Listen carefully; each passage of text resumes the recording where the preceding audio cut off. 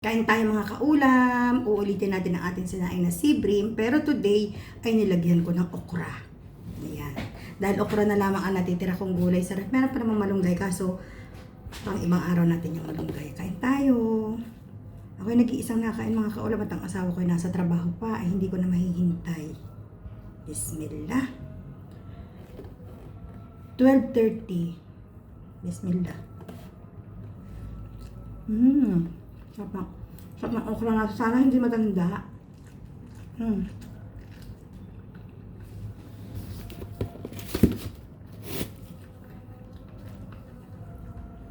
Sarap.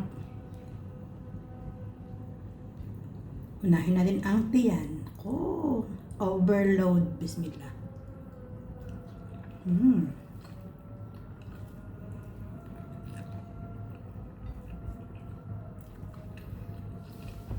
Nagmamanti-manti kapag isinaing at mataba.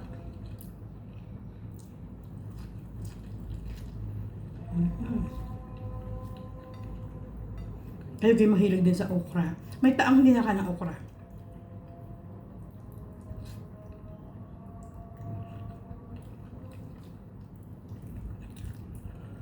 Meron akong dalawang pinsan. Pinsan buo ko. Hindi na kaya ng talong.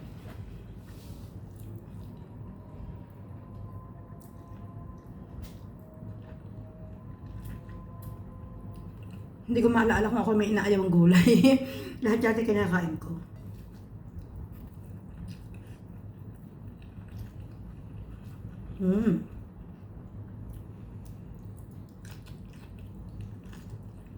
Sarap.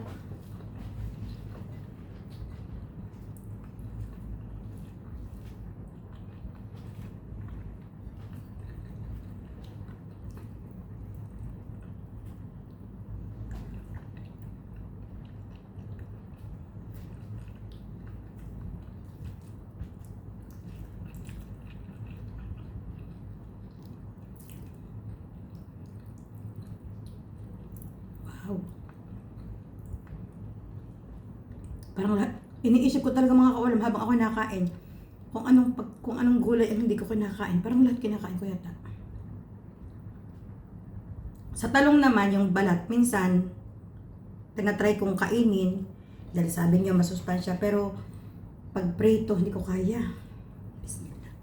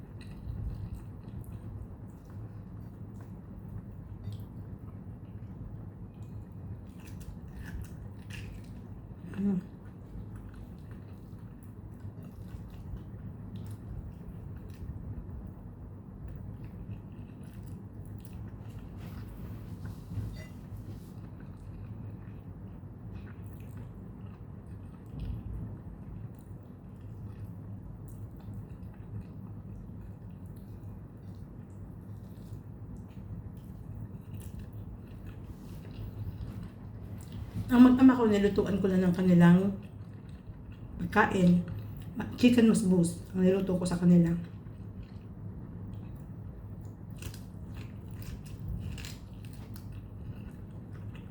Hindi ako mahisyadong nakain ako ng chicken musbus, pero hindi ko pwedeng sabihin na favorite ko.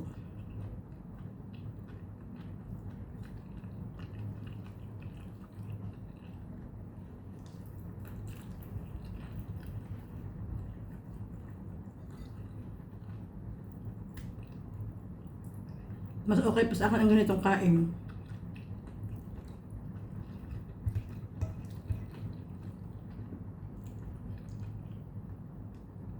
Pinakaatay hindi ko tinanggal.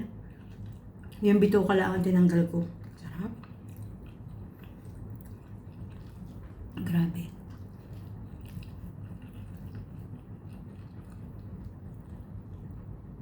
Mahilig ako sa atay ng manok, atay ng isda. Yes, atay ng isda po, mahilig ako.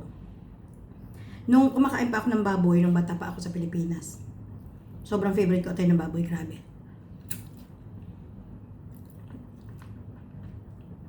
Lalo na yung isasama sa fritada,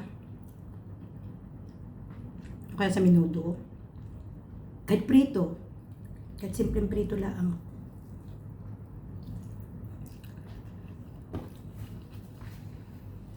Nung kumakain pa ako ng baboy mga kaulam, lahat ng luto ng baboy, favorite ko.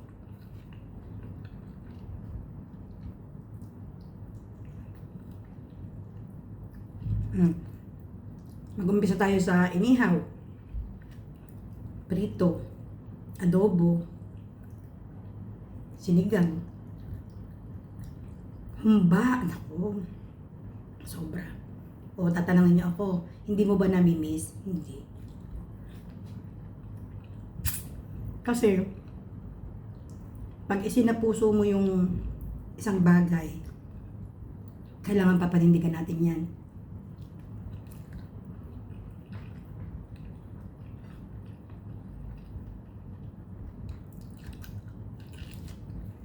Sarap ng okra.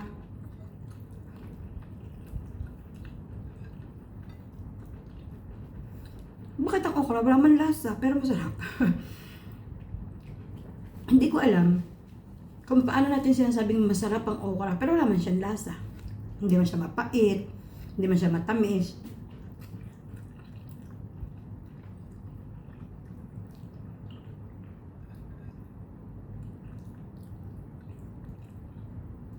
Lalo na kung may sausawan yan, pero hindi ko na hindi na ako gumawa ng sausawan mga kaulam.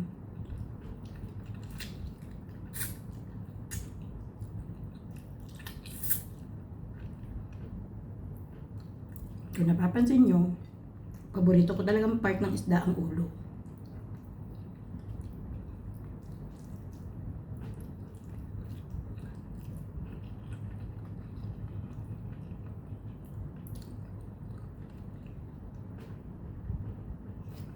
Ganito yan eh.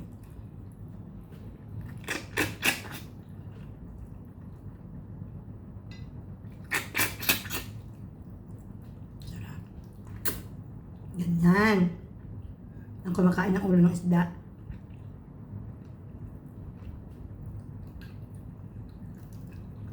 Tinatawanan ako ng asawa ko pag nagsisip-sip ako ng ulo ng isda.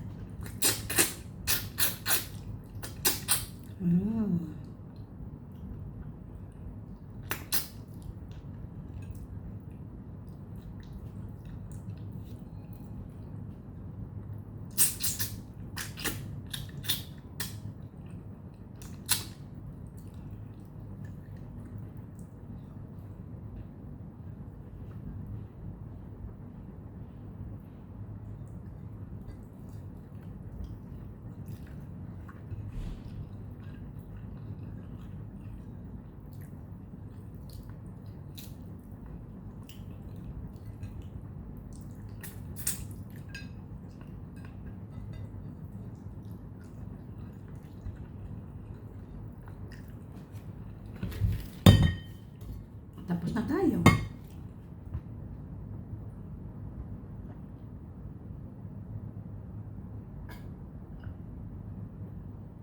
May nagsasabi na wag daw kaagad iinom ng tubig. Pagkatapos kumain, kailangan daw 30 minutes o kaya 1 hour para daw hindi tumaas ang sugar. Hindi ko man kaya mga kaulam. Ako nga habang kumakain, dati inom ako ng tubig in between. Hindi ko kaya eh. Parang pakiramdam ko nandito ang mga kailangan tumagos hanggang ilalim yung kinain ko. Parang feeling ko, uhaw na uhaw ako, ganun. Sige na. Babosh na. Naubos ang ating, 4. So, hindi na natin ito kakainin dahil hindi na natin pwedeng ibalik sa kaserola ng isda. Although meron pa akong 2 perasong isda. Babosh.